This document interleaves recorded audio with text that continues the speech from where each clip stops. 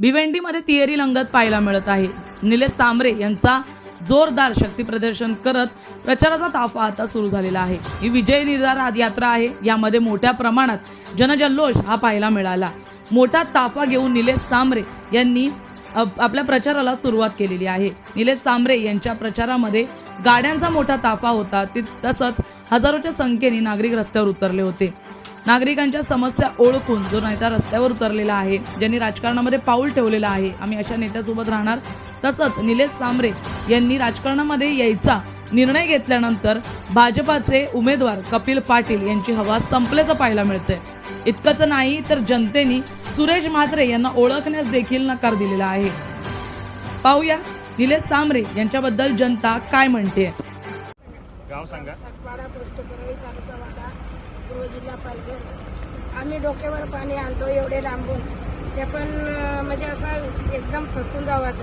कधीच म्हणजे आम्हाला नळाचं पाणी असं भरायला येत नाही का, कधीच आला नाही असं गावात पाणी। बोरिंग पण काढलं तर बोरिंगला पण पाणी निघतं, कधी निघत पण नाही। इकडचे जे खासदार आहेत कपिल पाटील, ते कधी आले तुमच्या गावात पाणी? नाही आले।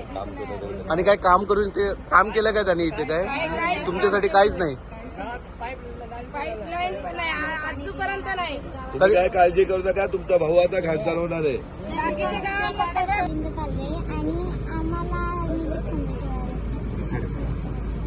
बोला मनामध्ये खरोखरच आहे। त्यांनी जे ज्वलंत प्रश्न या भागातले आणि ह्या संपूर्ण मतदारसंघामध्ये त्यांनी जी काही कामं केलेली आहेत आणि लोकांच्या जिव्हाळ्याचे प्रश्न, ते आरोग्य सेवेचे असो, रस्त्याचे असो किंवा इतर कुठल्याही कोणी आर्थिकदृष्ट्या कोणाची अडचण असो, ते प्रश्न सांबरे साहेबांनी अगदी पोटतिडकीने सोडवलेले आहेत। मी या आमच्या पीक गावातर्फे त्यांनी काढलेल्या कामाचा तपशील घेऊन मी अत्यंत या पीक गावातर्फे, या पंचक्रोशीतील सर्व नागरिकांतर्फे मी अत्यंत त्यांचा आभारी आहे। आणि आता ह्या निवडणुकीमध्ये नक्कीच त्यांच्या या विकासाची कामाची पावती त्यांना मिळेल अशी मी ग्वाही देतो।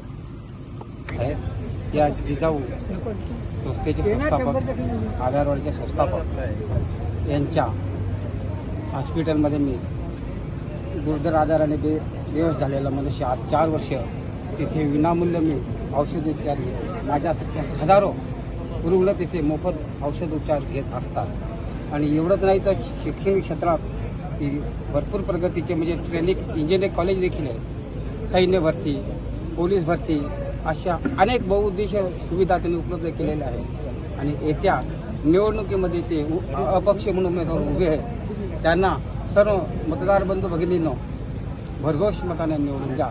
त्यांची निशाणी आहे शिल्ला अशी। ही जर संस्था